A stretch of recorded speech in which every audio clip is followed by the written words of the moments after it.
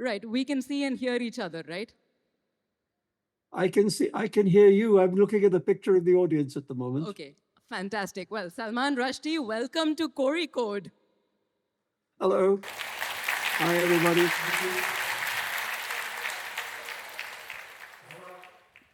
Okay, so let's begin. Salman, it is such a pleasure to be in conversation with you, and I want to begin with a little bit of a thought experiment, if you will. Now, imagine I am someone who has never read your body of work, and I only know you through the outline of your life, your biography, as it were, through the pivotal events of your life that have been in the public domain. If I then were asked to look at your body of work, I might look at this from the lens of your biography and think that your work is probably dark and furious and, sort of clenched with anger and argument. But if I put myself on the other end of the spectrum, and let's say I don't know anything about you, let us say that I only come pick up a book of yours, I don't know anything about you, I don't even know your name maybe, and I start reading one of your books, and then I start reading all of your books, I will find, I think, the exact opposite. I will find humor, laughter, mischief, sort of a dazzling sense of humor. I will find inventiveness of a scale that I think I will absolutely enjoy and find pleasure in. And I wonder what you think of this dichotomy, the Salman, the biography, the person, versus Salman, the body of work. I always feel that the biography gets in the way of the work. And, when I started out writing, everybody used to say that the books were funny. I mean, Midnight Children came out, people thought it was funny. You know, and then after what happened to the Satanic Verses, because that wasn't funny, everybody stopped thinking that I was funny. And I had to fight back and say I'm still the same person. And I do think, to speak as a reader rather than a writer, I don't particularly like books that have no humor. I like to read books that have a little humor, and I hope that I write them.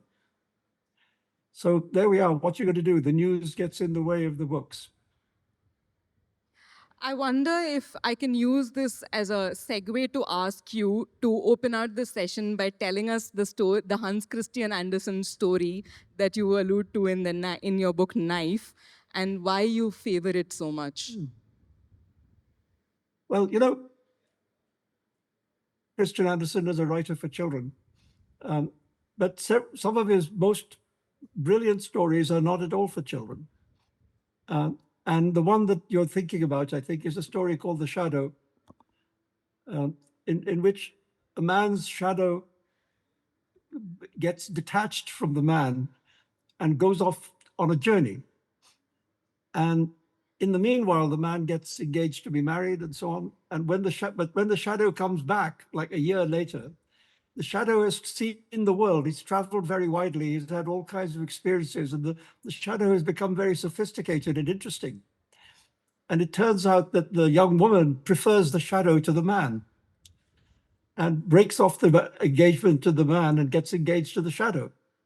And indeed, they conspire in arranging the death of the real man. So the shadow takes over from the human being. And I think that has something to do with what the first question you asked me, about how a kind of false self can get in the way of the real self. And why were you so incredibly drawn to this story, if I can ask? Well, it's a very good story. And I think, many people who have some kind of public persona, not just me, have this feeling that there's a difference between that persona and the private person. The person that you are at home with your family and friends is the person you think of yourself as being, but sometimes this public image is different from that. And I've talked to many, not just writers, but people who are in the public eye, and absolutely every single one of them has this feeling that the self that's out there in the media is different from the self that's sitting at home. And the shadow is a dramatization of that. The story is a kind of dramatization of that dichotomy. This, I think, is what I want to keep as quite central to our conversation, Salman. This idea that there is this writer who is so funny and so entertaining, and there also exists this shadow version, as it were. For much of your life, you've been talked about more than talked to. And when writers become positions and books become, I'm interested in what happens to the space that around the work itself and to the freedom to sort of speak tentatively, to change your mind, to think aloud. I mean, I wonder if it becomes very dangerous when every shift is treated almost like a public declaration. I don't think about it that much. That's the truth. I mean, writing is difficult enough without having to wonder about how this kind of media reception is going to go. I focus on trying to find the work to do and doing the work, and I think as long as you keep your eye on that, it's a way of remaining sane for a start. Otherwise you could go crazy trying to deal with that public stuff. So I try and keep it out of my head as much as possible. it I also think there's something to be said about how readers come to work in the modern world. Books are understood. It's not just about how individual books are understood, but also how readers are trained to read. I almost wonder if readers expect the biographical angle to come through every Yeah. book.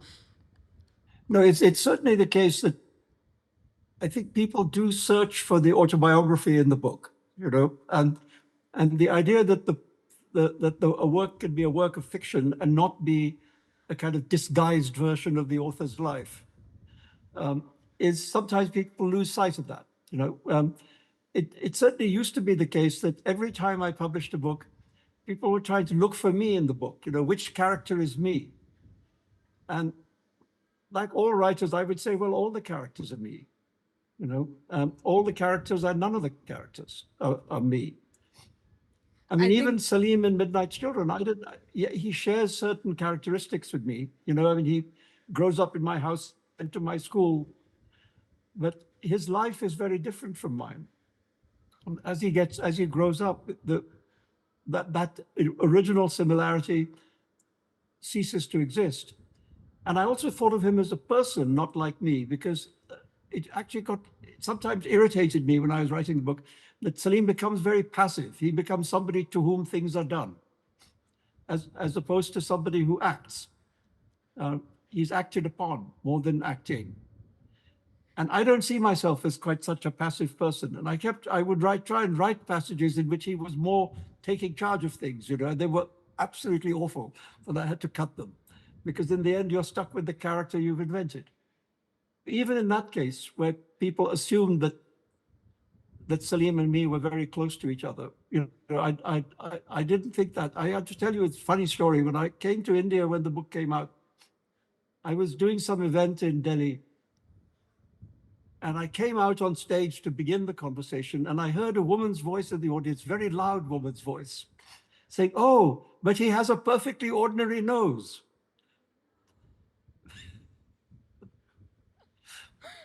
And it's as if they expected the character to walk out onto the stage rather than the author. I think it doesn't happen so much nowadays. I mean, I think that as the books have piled up, I don't think people look for me in the book so much. They just read the book. you were born quite close to the moment when he was born too, though, right? Yes, I'm 8 weeks older. And my father used to make this joke all the time about how I was born and 8 weeks later, the British ran away. And I mean, just looking at your last three books, there's an epic novel, a collection of short stories, and a memoir. Is there a genre that you tend to favor over others? Oh, yeah. I mean, I think, essentially I'm a novelist, and I mean, the memoir obviously arose out of something that happened to me and needed to be dealt with. Um, and the stories were just a way of coming. But I think, my day job is a novelist. That's what I think. That's how, if somebody asks me for a living, I would say I write. There are some writers, I think, who like to think of their entire body of work as one single unit, as one long conversation with the world. But there are some writers who would prefer to look at each work as a distinct inquiry. Which of these two categories do you think you belong to? Well, I think at different moments I'm in both. I think when I'm that book, I'm not thinking about the body of the work. You know, I mean, in the act of making the book, you are completely absorbed by that project. Retrospectively, then yes, of course, I can see a kind of large body of work. So just coming back to Victory City, your character Pampa Kampana lives long enough to see her work misunderstood, diluted, and weaponized almost. And I'm aware that I'm about to do something very contradictory here and skate dangerously close to a biographical reading, but it is very hard not to see the parallels here. Is this something that you recognize from your own work? Well, I'm not 250 years old. Let's start there. Um, I mean, I've been writing for 50 years, so I'm one-fifth of the way. And maybe in 200 years' time, who knows? I mean, if anybody's reading my work in 200 years' time, I'll be perfectly happy. I think it's, I mean, if there's one thing I have come to believe, I think it is that literature will survive somehow. Everything else may perish, but I think the stories will survive. It's kind of, all, I, I once I once wrote an essay in which I talked about us human beings as being the storytelling animals. That we're the only creature on the earth that does this strange thing of telling itself stories in order to understand the kind of creature that it is. So I think storytelling is really very close to the essence of what it is to be human. And so we like to tell. so the other thing about this book is, and I think still about all your work, is that language is seen as a strikingly flexible thing. For instance, there's a bit when the city changes its name because someone can't pronounce it. And nobody treats it as like a crisis of identity, I mean, there's something Yeah. almost teasing here about nationalism and sacred language. Well, it was just supposed to be funny, that bit. So, but I do think that with what happens in my relationship to language is that it changes from book to book. That what I always think of is what is the appropriate language in which to tell this particular story. And sometimes that can be very ornate, and sometimes it can be very stripped back. So a novel, for example, like The Enchantress of Florence, which is about Mughal India and so on, I wanted it to read like the kind of books that people were writing at that time. So it's very flowery, the language. Whereas when I was writing a book like Shalimar the Clown, the language is much more stripped back, held back, because the material requires that hard simplicity of expression. And so I am, of course, like any writer, very interested in language. But for me, it's to find the language that's appropriate to the subject. And so, for example, when I started out and I was trying to write, Midnight Children was written in this kind of Indianized English, and I thought that was very enjoyable to do at the time. But there's a point at which you think, okay, I've done that enough. Now what? What else? So yes, my relationship to language has changed a lot over the years. And you've had to do that, haven't you? You've created languages sometimes, I feel like, with the kind of razzle dazzle of Indian English. Well, well, it's kind of you to say so. Yeah, I mean, the spoken English of India is very rich, and very very unlike the Western use of the same language. And I just thought, let's try use it, see how it goes, And it really came out of the decision to write the novel in the first person. The moment I made the decision that Salim should tell the story in his way, then his vocabulary followed from that, So it couldn't be written in a kind of classical English. It had to be written in a more local English. I think I've heard you say that you can hear your characters speak before you begin to write them. Yeah, I had this old history professor when I was at Cambridge who said to me about the writing of history. He said, you can't write history until you hear the people speak, because if you don't know how they speak, you don't know them well enough and you can't tell their story. And I think what he said about history applies very well to fiction as well. And so very often when I'm trying to make a character, I first think, how do they speak? Do they have a big vocabulary or a limited vocabulary? Do they use bad language or do they not use bad language? Are they voluble or are they taciturn? Their relationship with speak, and once you answer those questions for yourself, you know a lot about them already. So it becomes easy to create them on the page. So, do you actually hear them? Do you hear their voices when you're sitting down to write? Sometimes, not always. Sometimes they show up. And what I mean, one of the things that is nice about when a book is really alive in your head, the characters do start telling you what they want. And I've often thought that writing is, in a way, a process of, first of all, kind of a process of listening. You're trying to listen to the characters and see what they're needing on a particular day. But also, I see it as a process of discovery. You're actually discovering more in the way that when you meet people, you get to know them better as you spend time with them. It's not dissimilar with fictional characters. You get to know them better as you spend time with them, and you can go deeper into them.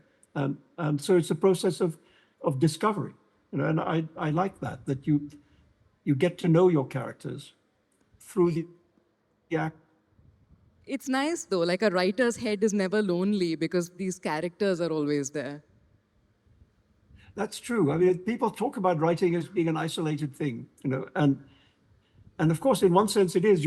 I sit alone in this room for years sometimes, but it doesn't feel lonely. It feels very bustling and busy, and your head is full of stuff. And actually, it's irritating when the real world walks in. And when People know in my house. People know in my house not to knock on the door when it's closed, unless the house is on fire. And when you're done with a book, do you still have visitations? No. I think once I'm done with the book, I'm really done with it.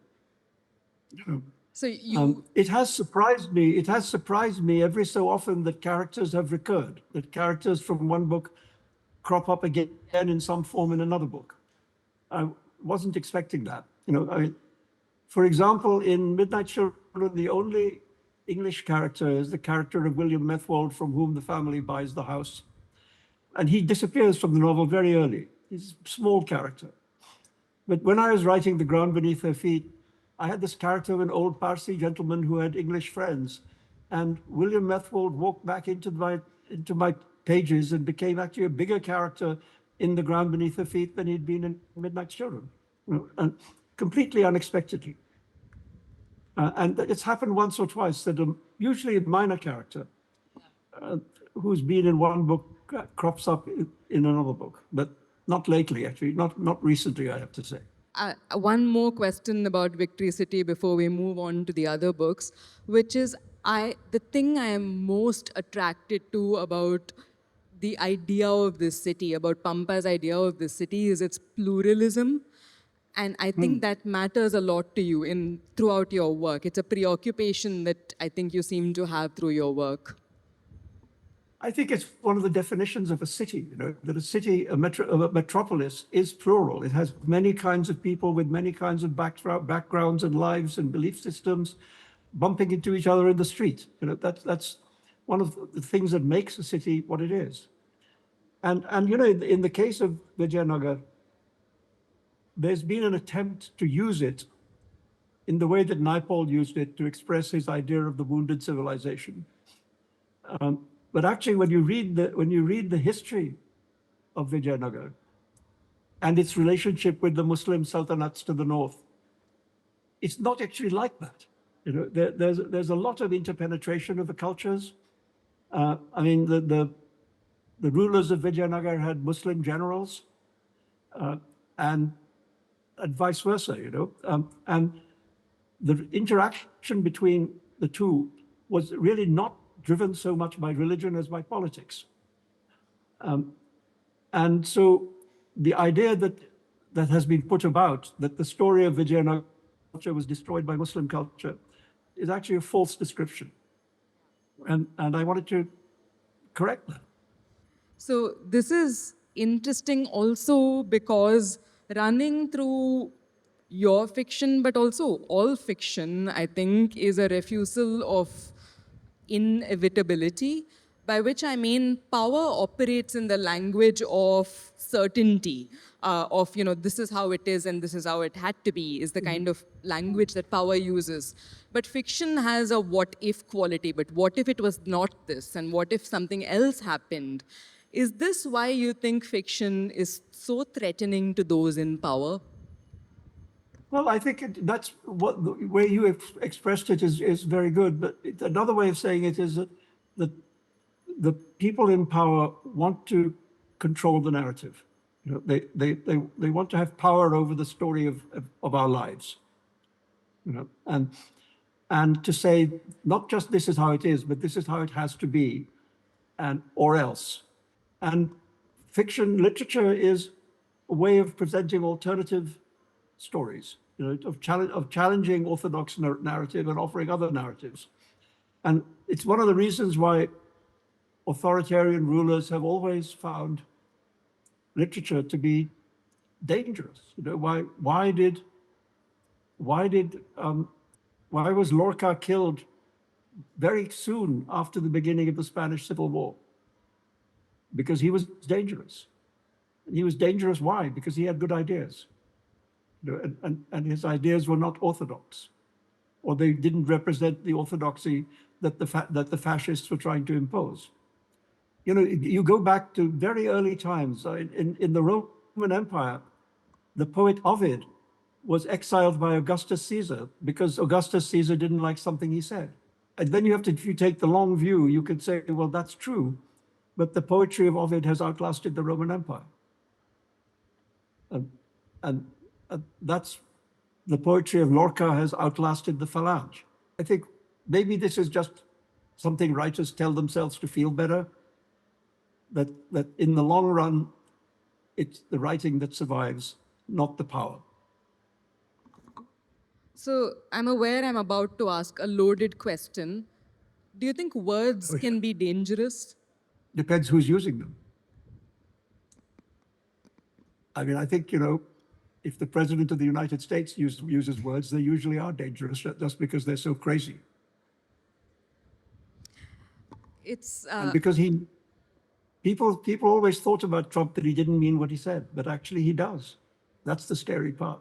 the thing that I am interested also in is I understand that freedom of expression has to be an absolute right, which means, of course, that we have to live with people saying things that we completely disagree with.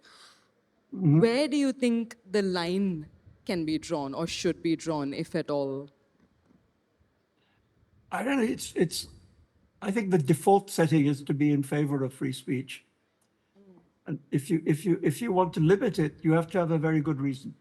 You know, there have been moments when even democracies have tried it. For example, in wartime, sometimes governments try and prevent what can be reported.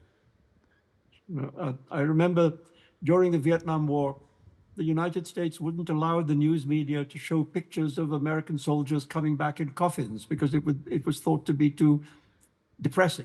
You know,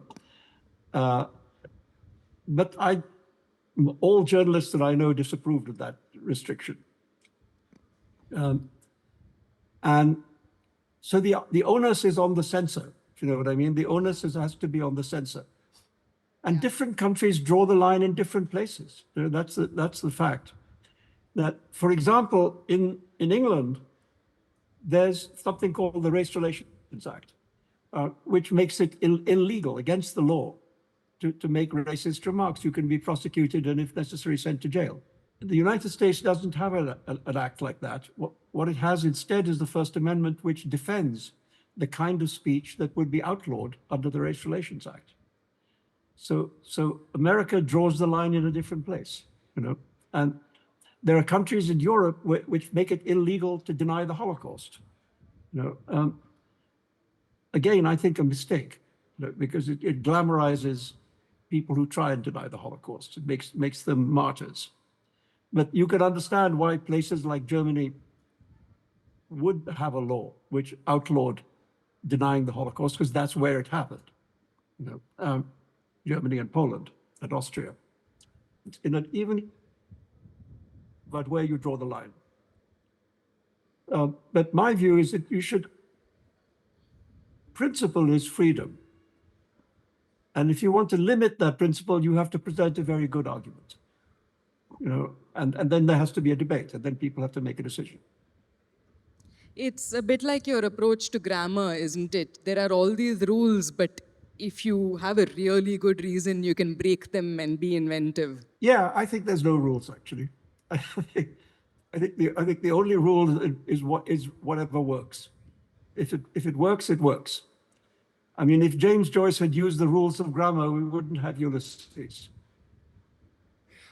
I want to be really careful while approaching knife. Many people come to this book with an expectation of what it is going to be. And I think you subvert that expectation by making it about the aftermath as much as possible. And I wonder, do you think it says something about where narrative weight really belongs, not to the attack, but to the recovery? Well, I thought the attack is not a book. You know, the attack is a chapter. I mean, if I'm going to describe the attack, I mean, as I did, I could do that in 10 or 15 pages. That's not a book. That's a newspaper article. So the question I ask myself is, if I'm going to write a book about this, what is the book?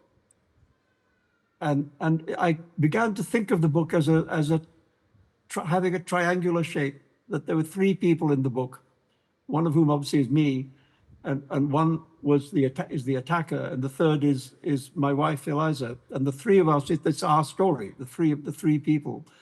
And when I began to think of it as having that shape, then I began to understand how you tell the story, and how it becomes a story in which I become the target both of violence and of love, you know, and the book becomes about that dispute, the dispute between love and hate, you know, and it has a happy ending because here I still am. I mean, At it's a least I book think about so. life and love and family as it is about anything else. And I mean, if I may, I'd like to take this opportunity to tell you, you look very well. I'm so happy you've recovered. Thank you. I'm doing okay. You know, doctors. I had to go to a lot of checkups with doctors even after I was in hospital, and they would say to me that I was better than I was supposed to be. You know, that they were surprised at the recovery, and they said it almost as if I was doing something wrong by having recovered so well. But yeah, I mean, fortunately the recovery has been quite good. I mean, with the exception of things that won't recover, like this eye. Well, But yeah, I'm all right. like Pampa Campanna, you may live to see 238 years. Well, I'm on the way. You know, I mean, you know, my first book was published in 1975, so I've had half a century in this job. Looking forward to the next half century. So I just want to come back to the question of knife, where you also bring in the imagination. You have a fictitious conversation with the attacker in the book. And I'm curious, why did you choose that medium? Well, you know, when I was first thinking about writing it, there was a bit of me that was curious to go and meet him, to try and meet, to sit in a room with him and say, well, he wasn't interested in doing it. Because not me, but other people, journalists, did try and approach him, and he was not interested in having the conversation.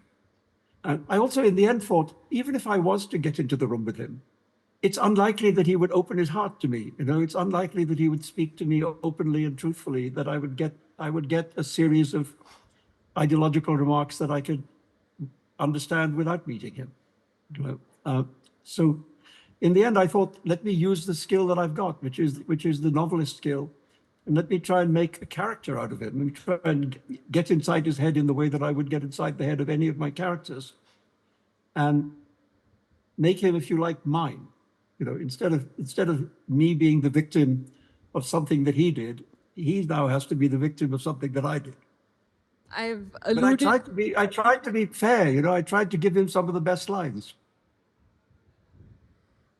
this is the thing, I've alluded to this a couple of times in this conversation already, but the one thing that I think never leaves your work is your sense of humor. And even Knife, which starts off with a very dark subject at the very, I mean, at least it starts off with the attack. And then it becomes about all kinds of other things. There's so much humor there. And I'm so glad, number one, that none of these things have robbed you of your sense of humor.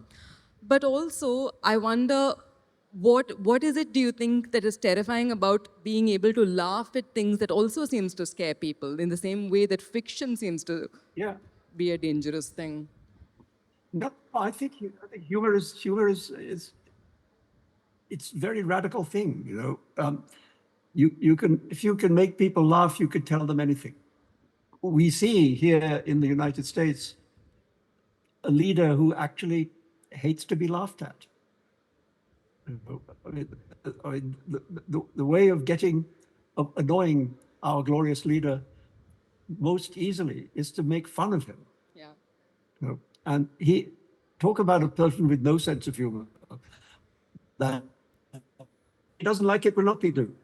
I don't write polemically, if you know what I mean. I don't want books to tell people how to think. I like to write books that hopefully will make people think for themselves and also bring them pleasure and enjoyment and so on. But I don't like books that wag a finger at you and say, think like this, you know. And I think that's one of the reasons why books are what they are, that they don't order you around, you know, in the way that the public power does. They create worlds in which hopefully the reader likes to live, you know, and while the reader is in that world, maybe it can challenge him and maybe it can, or her, and it can make you think, you know. And I think that's, making somebody think is a much better thing than telling them what to think.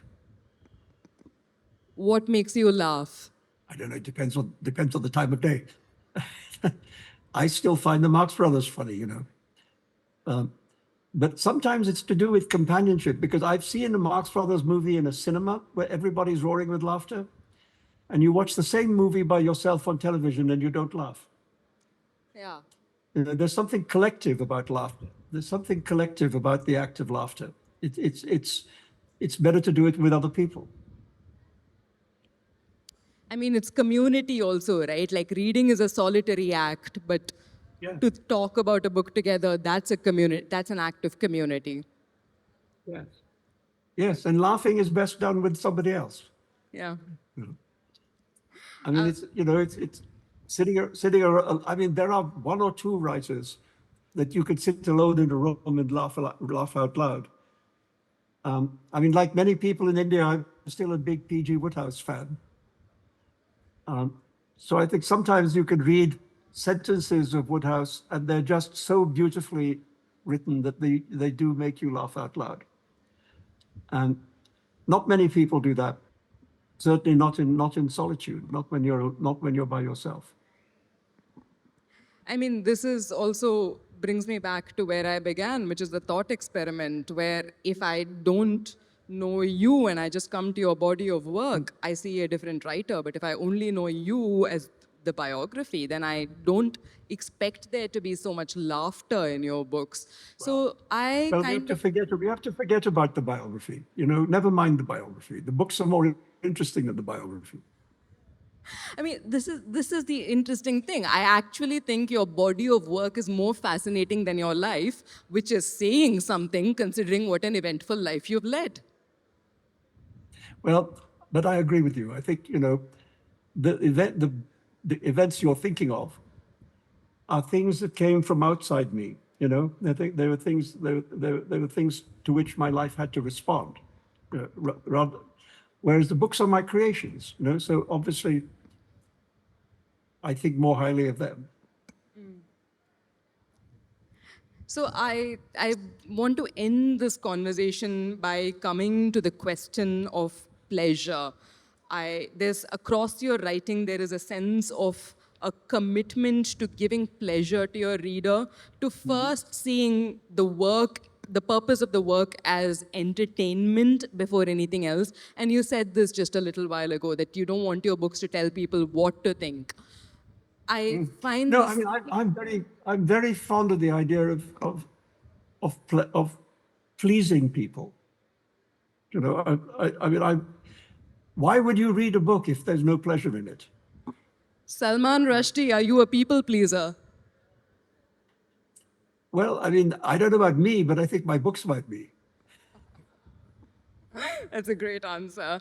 Um, I I think in terms of the question of pleasure, I think that is what reading is. That's what reading gives us. That's what all art gives us. First, it gives us pleasure, and everything else is feels almost incidental, and that's what makes art so incredibly beautiful.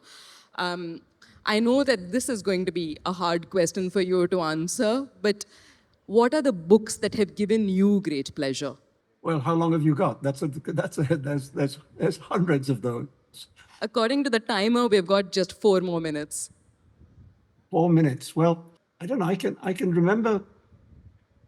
For example, I can remember the first time I read R.K. Narayan. A very long time ago, and I think the first book of his that I read was Waiting for the Mahatma. And it just made me want to read everything he wrote. And I just thought, this writer is so beautiful, I want to read every single book of his. So I did. So that's one. I can remember similarly the first time I read Anita Desai. And I think the first book of hers I read was Clear Light of Day. And it made me think, I want to know everything this writer has ever written. And one of the great pleasures of my life was that when Midnight Children was published, the first review of it that appeared in America was a review on the front page of the Washington Post book section by Anita Desai. And I'd never met her at that time. And it was a very positive review. And I thought, my goodness, Anita Desai likes my book. Maybe it's okay. So those writers have meant a lot to me. And Western writers, I'm a big Dickens fan. I love the size of the canvas of Dickens, how he can write about so many different parts of his society. He could write about, criminals and archbishops with equal skill. So I admire that. I admire the breadth of knowledge that he has of his world. I mean, that's just a few, I mean, I've got 100 more if you want them. Thank you. And thank you also for being a writer that gives us so much pleasure. It is such a joy to read you, and we are all very grateful. Oh, thank you so much. And I've so much enjoyed talking to. I mean, I've been to Kerala many times and I really have loved being there. So maybe I'll get there again soon. Ladies and gentlemen, Salman Rushdie. Thank you. Bye-bye. Thank you, everybody.